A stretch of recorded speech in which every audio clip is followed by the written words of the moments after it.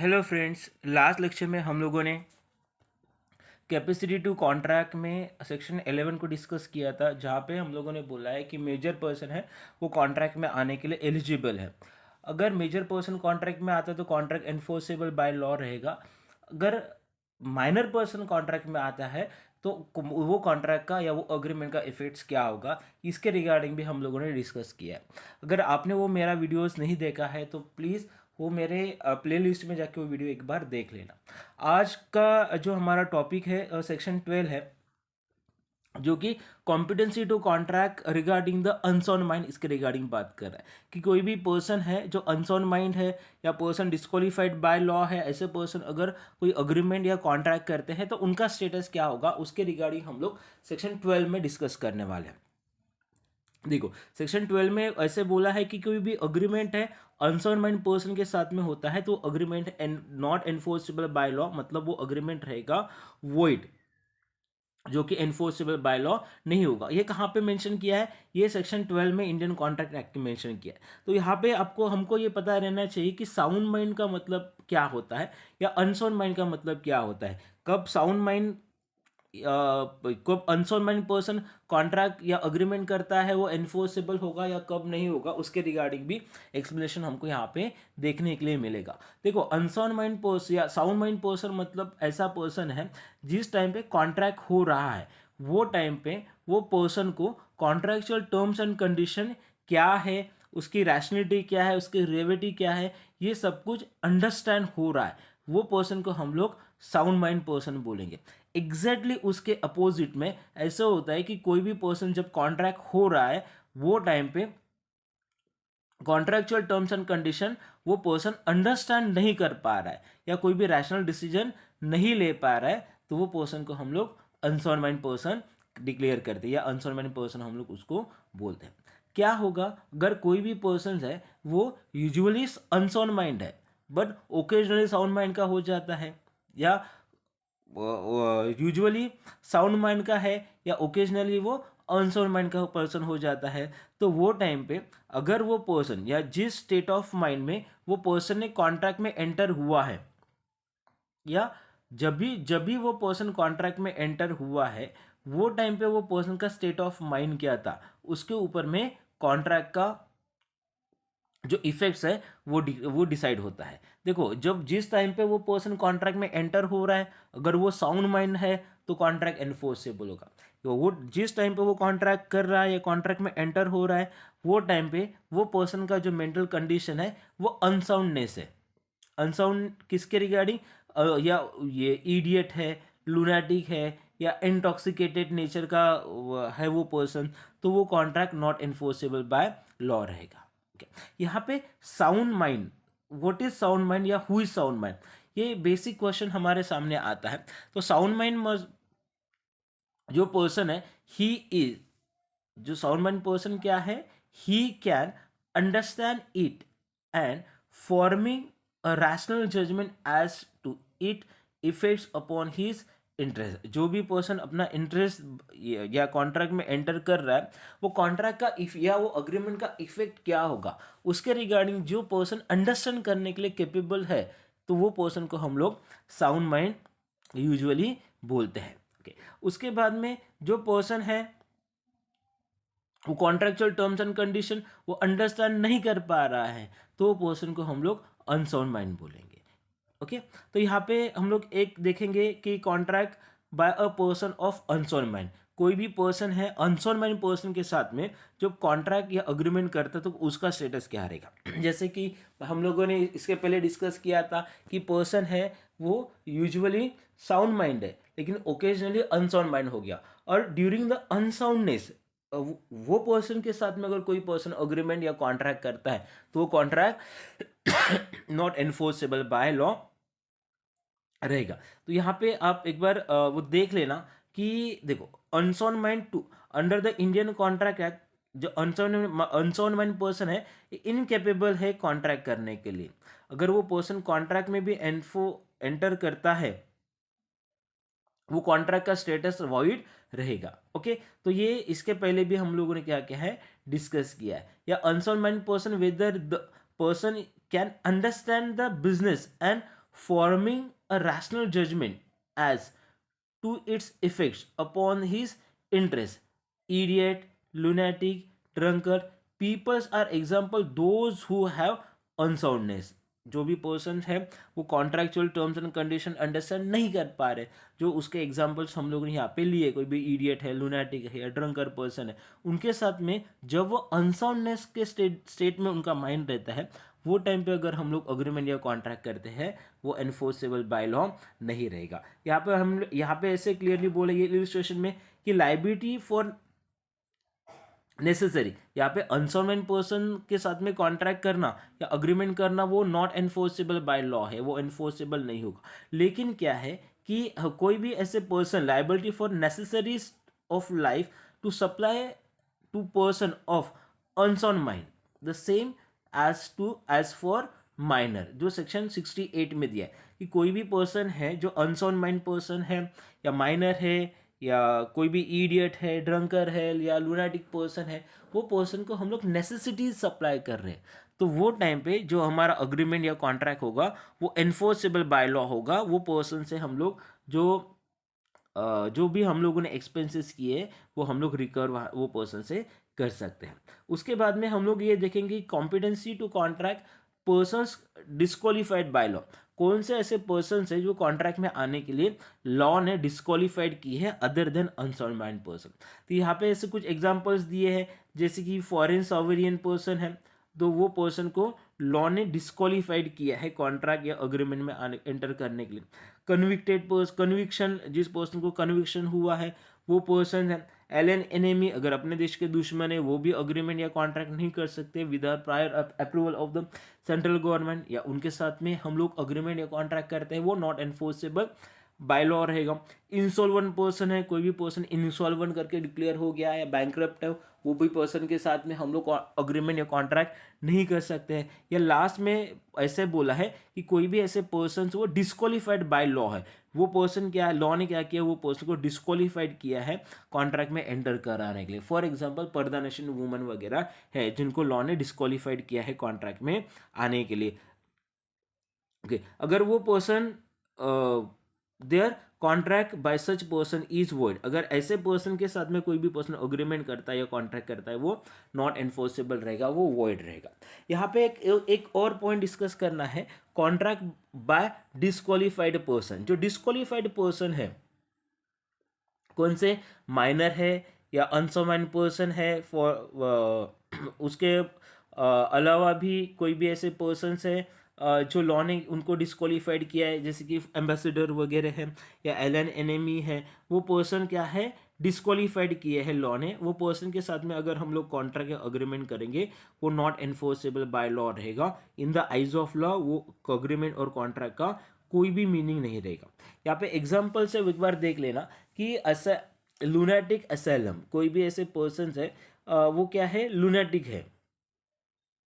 Okay, उनको हम लोगों ने क्या किया है, कुछ असाइलम दिया है, तो patient in the lunatic asylum who is eight interval of sound mind में कॉन्ट्रैक्ट ड्यूरिंग द इंटरवल। अगर कोई पर्सन कॉन्ट्रैक्ट में करता है, कॉन्ट्रैक्ट करता है अलग वो जो, लेकिन उसका स्टेट ऑफ कंडीशन क्या है, गुड है, तो वो पर्सन का कॉन्ट्रैक्ट एनफोर्सेबल बाय लॉ रहेगा। दूसरा एग्जांपल क्या है कि a sane man who is delirious from fever, or who is so drunk that he cannot understand the terms of contract, or from a rational judgment as to its effects on his interest cannot contract, whilst such delirium or drunkenness lasts। तो कोई भी person क्या है कि शराब P के alcohol consume करके contract या अग्रीमेंट करता है, वो भी नॉट एनफोर्सेबल। उसके बाद में एक थर्ड एग्जांपल दिया है कि किसी भी पर्सन को हम लोगों ने नेसेसरी थिंग्स है वो सप्लाई की है, ओके, तो वो नेसेसरी थिंग्स वो हम लोग क्या कर सकते हैं, रिकवर कर सकते हैं। ऐसे कुछ एग्जांपल्स दिए, तो आप एक बार इसे एक ध्यान से देख लेना। अगर नहीं समझ में आया तो ये मेरा वीडियो है, एक दो बार अच्छे से सुन लेना। सेक्शन 64 ऐसा करता है कि कॉन्सिक्वेंसेस ऑफ रिस्केशन या of voidable contract. Okay, recessions of voidable. Recessions का मतलब क्या आता है? कैंसलेशन ऑफ कॉन्ट्रैक्ट होता है. ओके, यहाँ पे कोई भी कॉन्ट्रैक्ट है वो कैंसिल हो रहा है या वॉइडेबल है, तो उसके कॉन्सिक्वेंसेस क्या है इसके रिगार्डिंग बात कर. When a person at whose option to a contract is voidable, okay, rescinds it, the other party thereto need not perform any promise therein contained in which he is promised. The party rescinding a voidable contract shall, if he has received any benefits thereunder from the another party to such contract, restore such benefits so far as may be to the person from whom it was received. ये क्या है? Voidable का basically definition उन्होंने दिया है कि voidable के definition में क्या होता है कि एक पार्टी है, उनके पास में ऑप्शन रहता है कॉन्ट्रैक्ट को कंटिन्यू करने का या रिवोक करने का, दूसरे पार्टी के पास में ऑप्शन नहीं होता है. ये सेक्शन 64 में बेसिकली दिया है. सेक्शन 2 क्लॉज ए में वॉइडेबल का डेफिनेशन भी दिया है कि agreement which is enforceable by law. जो वॉइडेबल अग्रीमेंट होते हैं वो एनफोर्सेबल बाय लॉ होते हैं, लेकिन वहाँ पे जो ऑप्शन है वो वन और मोर पार्टीज के पास में है. लेकिन वो ऑप्शन है the option but not at the option of other and others is voidable. वहाँ पे वन और मोर पार्टी के पास में ऑप्शंस रहते हैं और अदर एंड अदर्स पर्सन के पास में ऑप्शन नहीं रहता है कॉन्ट्रैक्ट को कंटिन्यू और रिवोकेशन के रिगार्डिंग. यहाँ पे हम लोग कुछ केस लॉ डिस्कस करने वाले हैं.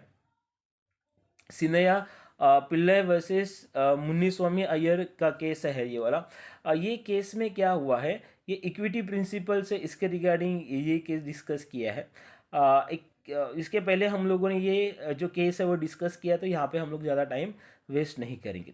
उसके बाद में सेक्शन 65 में यह बोला है कि obligation of person who has received advantage under the void agreement और कॉन्ट्रैक्ट दैट बिकेम वॉइड. अगर कोई भी पर्सन है वो एडवांटेजेस ले रहे हैं, obligation of person who has received advantage under void agreement, कोई भी वॉइड अग्रीमेंट है, गलत अग्रीमेंट से वो कोई एडवांटेजेस ले रहा है या रिसीव कर रहा है एडवांटेजेस, तो वो क्या रहेगा? नॉट एनफोर्सेबल बाय लॉ रहेगा. When agreement is discover to be void, कोई भी अग्रीमेंट है ये वॉइड है करके डिक्लेयर हो गया.